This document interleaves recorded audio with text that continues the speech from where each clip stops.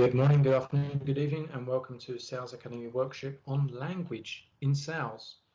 In particular, we're going to be looking at things to stop saying on your sales calls. So for a long while now, I've observed sales teams from across various companies in countries from all ranges of experience, and I tend to hear a lot of the same things in sales conversations, and some of it is good and some of it is kind of habitual language, which I'm going to suggest is no longer effective in today's market. So we're going to be going over some of the things that you might be saying on your sales calls that are probably triggering the sales resistance that you get. And this is something that has never made sense to me, because then we're taught to combat objections. But by subtly changing your language, you're going to learn over the next 45 minutes how you can potentially avoid those objections even coming up in the first place. Now, just to be clear, this isn't an objection handling workshop. It's purely about how to stop saying some of those things in the initial phone calls when you're engaging prospects. So if you sell on the phone or face-to-face, but particularly if you sell on the phone and you do prospecting and new business development, you'll find this particularly useful. So we're going to be looking at some of that ineffective sales language that can trigger sales resistance, but I wouldn't be doing my job properly if I didn't discuss some alternative language and give you some things that you can say instead that will help you achieve the same outcome, but not in a way that sounds tired or makes yourself sound like a typical salesperson. And that is the third step: how to position ourselves differently from typical salespeople whom our prospects assume are just trying to shove a solution down their throat. Okay, so here are 11 things to stop saying on your sales call. Number one, how are you today? How are you today? Now, this one often gets a lot of kickback from my learners because they say, well, Rob, I normally just say, how are you? It becomes a habit, something I say, and it just seems so natural to ask somebody how they're doing as like the first thing that's out of your mouth. Hey, John, how are you today? The problem with this is that, particularly with the addition of the word today, it just sounds phony, because let's face it, you probably don't care. Now, I'm not saying that you don't care how your prospects are doing, but if you are, there's some alternative things that we can say. But by using this tired old icebreaker, this literally screams cold caller. I'm a stranger and I have nothing better to say than how are you? The same thing that the salesperson before me called and said. So instead of just coming out with this kind of stock phrase of how are you today, suggest something like how's business? Or to make it more specific, if you're aware of some sort of merger, acquisition, some project, some kind of local news which affects their industry, start with that, because that's even better and more specific. But by saying how's business, or how you been, or how are things going, you get the same sort of outcome, but it doesn't trigger the same sales resistance as how are you today. And it's what we call breaking the pattern. And you're going to hear me say that a lot over the next few things. Number two, my name's Rob, I'm with XYZ company and we provide blah, blah, blah, blah, blah. Okay, so obviously you'd insert your name and your company, and you typically follow with some sort of hook, 2 or 3 USPs about what your company does and try and get them excited about your project. But the problem with this is that it's all me, me, me. Okay, this is incredibly seller-centric selling, which means it's completely focused on you, your company, and what you do. And it's very hard to engage a buyer into that when you start a conversation with a stock phrase like this. It's also incredibly overused, like most of the things we're going to be looking at today. And although it serves the purpose of an introduction, it kind of just reinforces that sales resistance. And I think, oh great, another stranger from another company I don't know trying to sell me something. Instead, try something like this. Hey, maybe you can help me out. Is your company possibly looking at ways to reduce marketing costs in your digital strategies? Okay, now that might seem a little bit odd at first, but that's exactly why these things work, because it breaks a pattern. And if it's breaking a pattern for you, it's going to break that pattern for your prospect, who would normally go, look, we don't need that or anything. Instead, it's just a question. Is your company possibly looking at ways to reduce marketing costs in your digital strategies? And assuming you sell digital marketing or you work for a digital marketing agency, you'd of course plug in something that is relevant to your industry. Next one. It's just a quick call. Now, let's be honest, it probably isn't. If you're in business development or if you're in prospecting in 2020, you don't want to be making quick calls. You want to be having in-depth discovery conversations at the highest level with your prospects. You want to be getting to the meat and bones of the gaps within their business, the symptoms, the causes, and having sales conversations so much more in depth than transactional sellers. So when you lead with something like it's just a quick call, you're kind of assuming that you're not going to add any value to them in that instance. Okay. Now, if it is just a quick call, then send an email or do something more productive. But really, we need to be looking to have juicy conversations.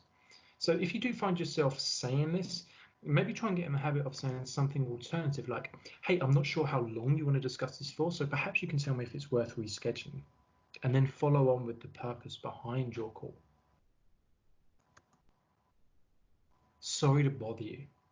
Sorry to bother you is something I hear a lot of new salespeople saying who are unfamiliar or new to making introductory calls, because it can be quite daunting and because we feel like we're interrupting people's day. Now, essentially, there is an element of that involved in our job, but when you lead with something like sorry to bother you, you kind of put your status beyond typical salesperson to like professional botherer. You're acknowledging that you're bothering and you're apologizing straight out the gate. This screams zero value at your prospects, that you have nothing to offer value to them, so much so that you know it, so you're apologizing straight away.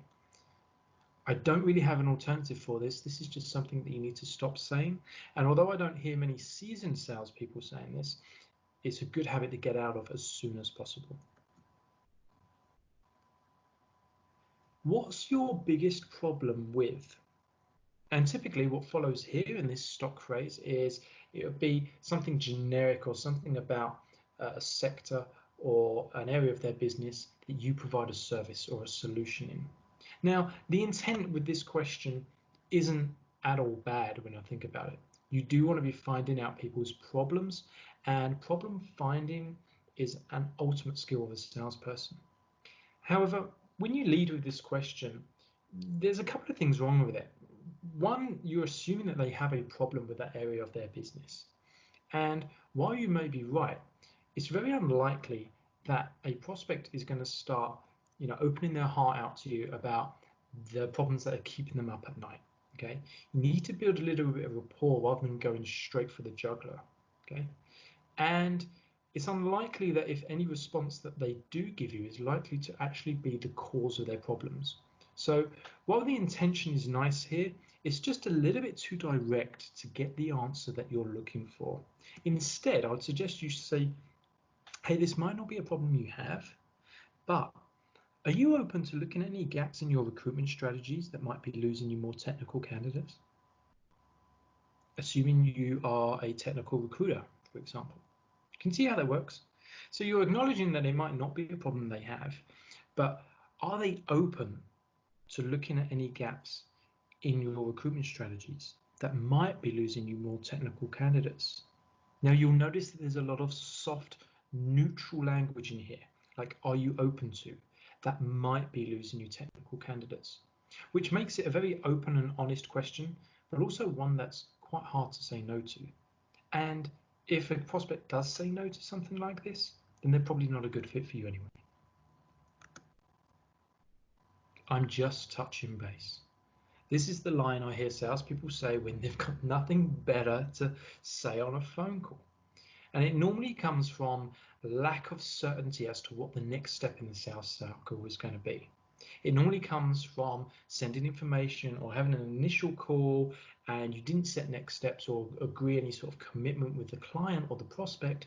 So you make an effort to kind of get in touch with them just because you got to hit some KPI of call numbers or you don't know where else to go. Okay, so this can really be avoided in the first place by setting clear next steps at every engagement you have with a prospect. You should never be touching base. However, I've got to admit, there will come some times where some clients, you just don't get that opportunity and you might find yourself having to re-engage a client and kind of reignite the sales process. In this instance, there's nothing theoretically wrong with touching base, but give it a more compelling reason. I'm just touching base because I think I might have skipped over some details on our last call. Would it be okay if I clarified a few things before our next meeting? It's really important. If you find yourself, I'm just touching base, you got to have a compelling because of X, Y, or Z, and make it something compelling. And if you can't answer that question, if you can't fill in the last part of that sentence, then it's probably not a sales call that you should be making. How does that sound? How does that sound? This one usually follows a presentation, right? You get through a discovery process where you find out some of the problems your prospect might be having, and then you go on like a monologue and present your ideas, your product or your service. And then at the end of that, you want to say, how does that sound, to get a feel for how your presentation has been received by your prospect. So in theory, there's nothing wrong with checking in with a client to see how that sits with them. And in fact, I encourage it. I encourage it throughout the presentation to be making what I call temperature checks to see how your benefits and your advantages and features of your product are going to be served and received by your prospect. But saying how does that sound after like a whole sales pitch, it's just too big of a question. Okay. Ideally, you shouldn't be pitching every feature of your product or service. You should only be focusing on the parts of your product or service which serve to solve a particular problem that they have. And you should know what those problems are if you've done a thorough discovery process. So rather than speaking at them about everything your company does for 20 minutes and then saying, how does that sound? And getting an answer like, well, that's a lot to take in. I need to think about it. Can you send me an email? That's not going to help anyone. Instead, hone this question into specific problems and specific features of your product and service if you want to get a true sense of whether you've hit the mark. For example, do you think having a CRM system automate your sales reporting will give you that clarity into upselling opportunities you mentioned earlier? Okay. Now, in this example, you sell CRM services, and the problem that the prospect has is that they can't quite see where they've got opportunities to upsell. So when you ask a more specific question like this, it allows you to get a more specific response.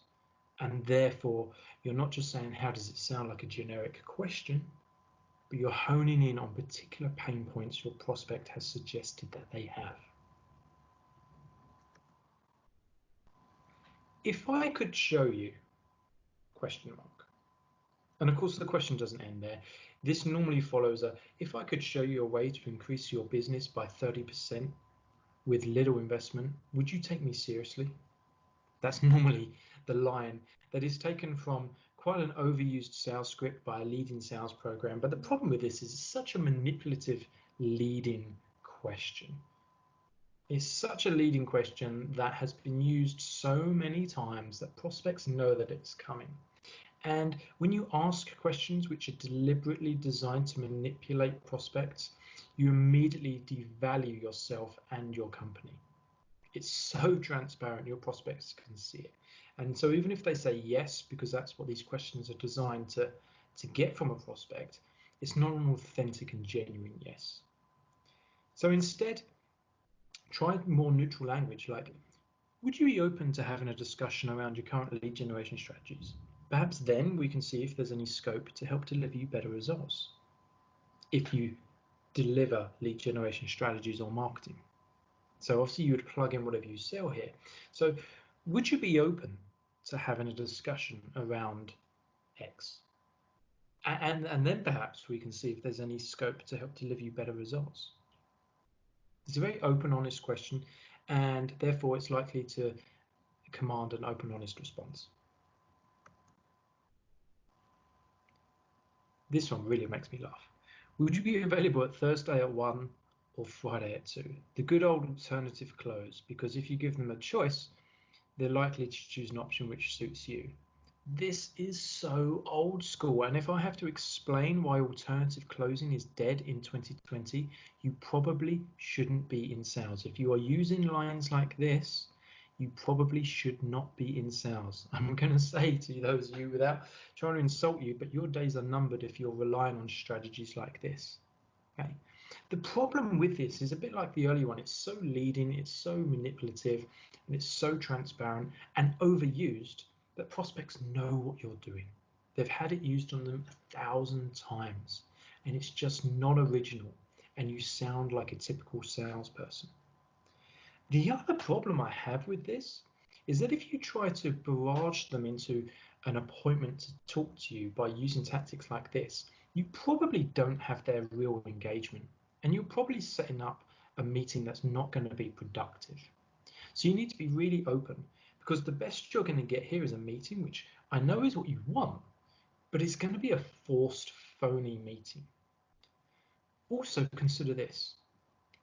What if your prospect is genuinely busy at those times? You've taken a 40-hour working week and narrowed it down to 2 time slots, which you can't be sure are going to actually suit your client. So if your client comes back to you and says, well, actually, neither of those times work for me, you've then got to make more time. And you can see how awkward that gets. Okay, well, maybe I can do Wednesday morning. And all of a sudden, you've lost any authority that you tried to create. So instead, try something a lot more open. Hey, it sounds like there may be more value in us discussing this further, John. I'd like to suggest another call on later this week, if that works for you. Now, by saying later this week, you kind of open up a whole diary to them. And if they are engaged in what you're saying, if you've added value to this point, then they'll work with you to suggest a time that will work. And if you want to hone that down, you can hone that down to maybe a day. So I'd like to suggest another call on perhaps Thursday, if that works for you. And then the next stage is to bring it down to an afternoon if you feel particularly confident. Hey, John, I've got some time on Thursday afternoon. Does that work for you? So try and do everything to keep the availability open rather than down to a specific time slot or specific day, particularly if you're using an alternative close, which you really shouldn't be. I understand how you feel. No, you don't. Simply saying this immediately insults your prospects. One, because loads of people say it, and unless you are CEO or the decision maker, whatever title they hold within that business or have been at some point, you cannot understand how they are feeling at any one particular moment in time. And suggesting that you do is incredibly insulting and displays really low emotional intelligence. Now, I will agree that in your line of business, speaking with prospects, you probably hear some of the same things over and over again, whether they be objections or business issues, whatever it may be. You speak with a lot of people and you hear a lot of the same things, agreed. But you cannot assume that that means everybody feels the same way, okay? So instead, say, hey, I hear similar things quite a bit in my job. Tell me, what effect does that have on your role? Let me repeat that. I hear similar problems quite a bit in my job. So tell me, what effect does that have on you and your role? This is kind of saying, like, I hear this a lot, but I don't fully understand. Maybe you can help me understand a little bit better. And people want to be understood. So when you ask a question like, so help me understand how that makes you feel, or a question similar to that, you immediately buy in value and gain a listening ear. And lastly, thank you for your time. Now, this is another one that recently I got something of, I won't say pushback, but a lot of people thought, well, hey, that sounds innocent enough to thank someone for the time. So typically this happens at the end of a phone call or a sales meeting. And in particular, I hear this one said a lot on demos that are done over video conferencing. Let's say you sell software, or you manage to get a number of decision makers together, and maybe you do like a Microsoft Teams, Zoom, or Skype call, something like that, and you have that discovery conversation and that presentation to a number of decision makers, and then at the end it just seems so natural to say thank you for your time, doesn't it? Here's the problem with that. If you're doing your job properly, you should be adding value every step of the way. And if you're adding value every step of the way, your prospects should be thanking you for your time. But hey, how often does that happen? So when you say thank you for your time, you immediately say that I am grateful for your time. Where do you think that puts the level of authority? How level is that playing field? So to balance the playing field, I'm not saying you shouldn't say thank you for your time as such, but I think there's a better way to end a sales meeting. Was this call helpful for you? Now imagine you do a presentation to a group of decision makers over a conference call, or maybe face to face. Was this meeting helpful for you? Now, if you've shared some insight into industry or business practice or sector knowledge and you've delivered some real value, this question should get a yes. Yeah, this was really helpful for us. Well, thank you. And if you're feeling particularly confident, then you can take this one step further and go, what in particular has been helpful over the last hour? What's been the biggest takeaway for you? And at that point, you can say, thank you for your time. But it's important to acknowledge that your time is worth just as much as your decision makers or your prospects. Oh, there's one more. Are you the decision maker? I remember putting this one in last minute, so this should really be 12 things to stop saying on your sales calls. Are you the decision maker? Okay. Now, some of you probably don't ask this question. You either assume they're the decision maker, but if you find out that they might not be, sometimes this question can come out in conversations because you want to confirm that you're speaking with the right person. But here's the issue. It's a very direct question, and it's a very insulting question whether they're the decision maker or not. So when you ask someone, are they the decision maker, most people at some level feel that they can make decisions, whether they can influence decisions or make decisions. And it's very embarrassing to put someone say, no, I'm not the decision maker. It'd be very embarrassing for them to admit that, and probably equally embarrassing for you to realize that you might have wasted your time prospecting them in the first place. So if you need to find out whether someone is a decision maker or confirm what it is, there's a better question in what does your typical decision-making process look like for things of this nature, or for making financial decisions, or for increasing your revenue spend, or whatever it might be. What is your typical decision-making process? You could even end with a question like that. This will give you so much more information being an open question. It will tell you who's involved and what their process looks like, which is much more than just that simple yes or no that you might get from are you a decision maker? And it's important to realize not whether they're the decision maker, but also how do decision makers make their decisions. So it's really important you get an idea of their decision making process and how you will fit into that. Here's some other things to stop saying in your sales calls. This data comes from Gong.io, who have looked at millions of sales calls using artificial intelligence and found these words which typically are suggested to damage your sales calls. Things that are either overused or have something of a negative connotation to them. For example, the word cheap suggests low value. The word discount, contract, buy, free trial, competitor, obviously and honestly. These words you should really stop saying on your sales calls and come up with neutral or more customer-centric alternatives. So, for example, it's not cheap, it's competitively priced. You're not getting a discount, you're getting an introductory offer. You don't sign a contract, you make an agreement.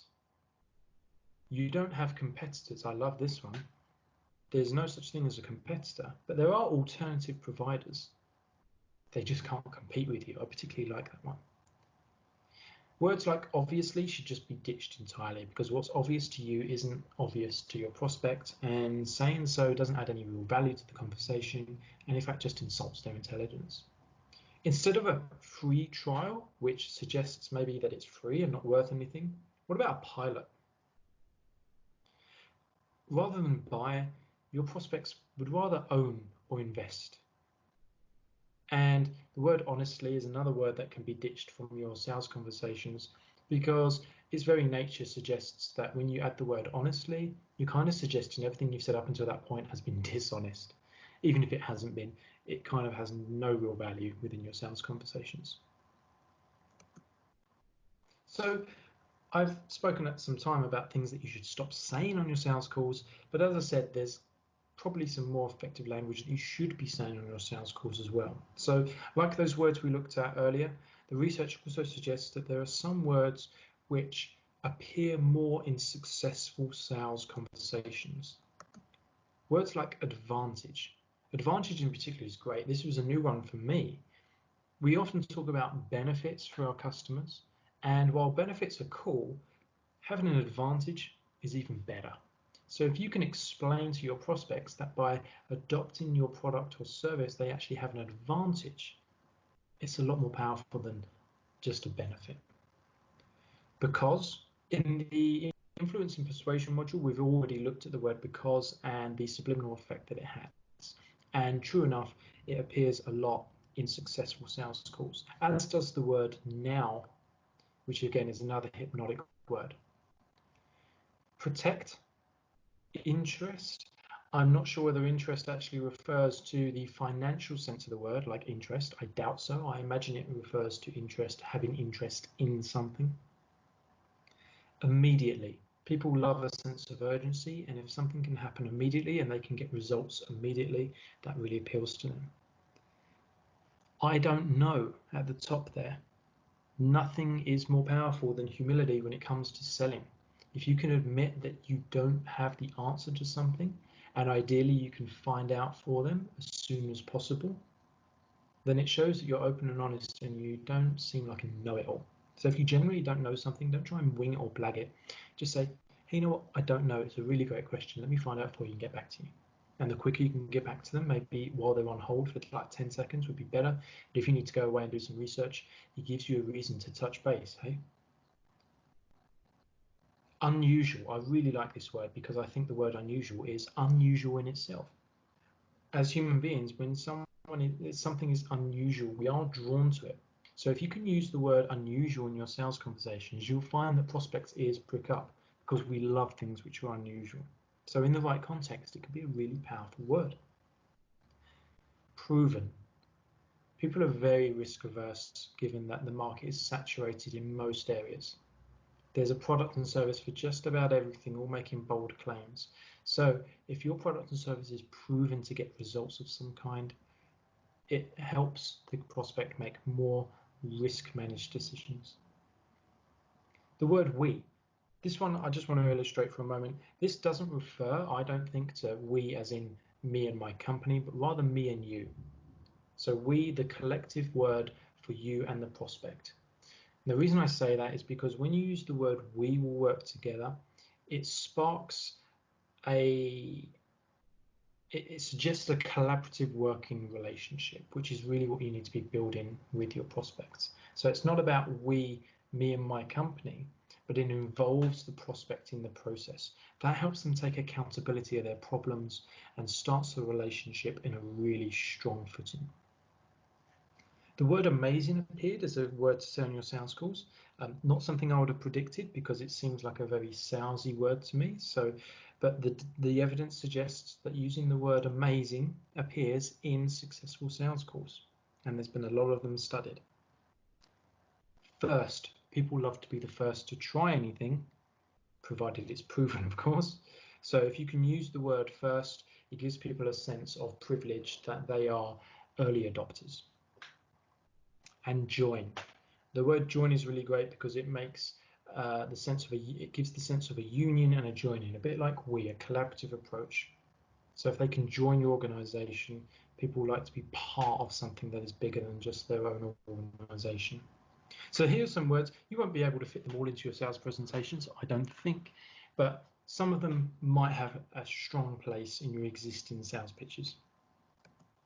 While we're on the topic of things and words that do create attention, it's worth looking at social media because social media is becoming a big part of sales, and I don't think it's going away anytime soon.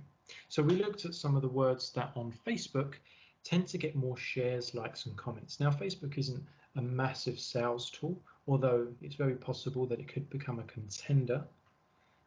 But for now, if you're interested in getting more shares, likes, and comments, these are some of the words that are being used: where, when, comment, deals, take, amuses, submit, post. Just something to be aware of. For the tweeters out there, if you want to get retweets, here are the words that Twitter have done some research in and suggested are the words that get the most retweets: you, free, top, follow, how to, check out.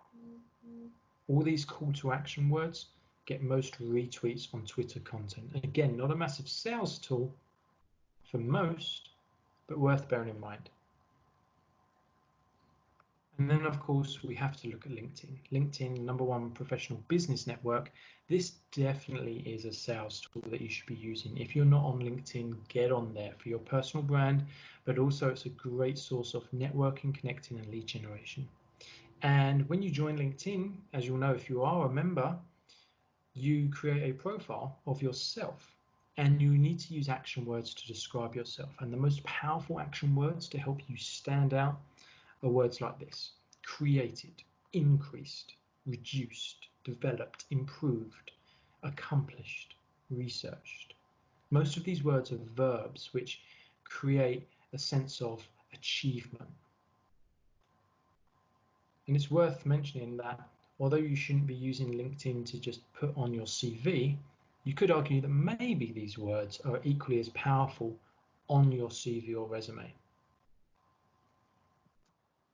Here are some of the words that you should really skip, considered buzzwords on LinkedIn, which have had their day. And again, I would certainly say that I've seen these words appear on dozens and hundreds of CVs, and they just don't seem to have the same effect. Your eyes just kind of run over them. So responsible, strategic, creative, effective, patient, expert. They're all good words, and they're all qualities that you want to have. But unfortunately, using these words to describe yourself on LinkedIn and again on your CV just seems a little bit old school. So try to avoid those words on LinkedIn and your CV if you can. That's some of the language of sales that I wanted to share with you over this workshop. I'll leave you with a quote from Tony Robbins, rather much just illustrating that communication is the #1 skill of salespeople and business leaders all over. If you cannot communicate your message effectively, you're going to really struggle to influence, persuade, or get buy-in, whether as a salesperson or as a business leader. So if you found yourself using some of those cliche words and sentences and language patterns, I consider you to try some softer alternatives, because they're going to break the pattern. Your prospects aren't going to be expecting you to use those softer alternatives. And when you catch them off guard, if I can use that term, you're more than likely going to get a more organic, genuine response that isn't manipulative and isn't leading. It's going to open up a real open, honest discussion. And isn't that what our prospects really want from salespeople? So thank you for watching this workshop on language in sales and things to stop and start saying on your phone calls. If you found this useful, please share it with other people who are in a phone-based sales role. And if you're trying out some of the new language patterns and the new stock phrases, then as I always say, have meaningful conversations, make a difference, and most importantly, have fun. Look after yourselves. Take care.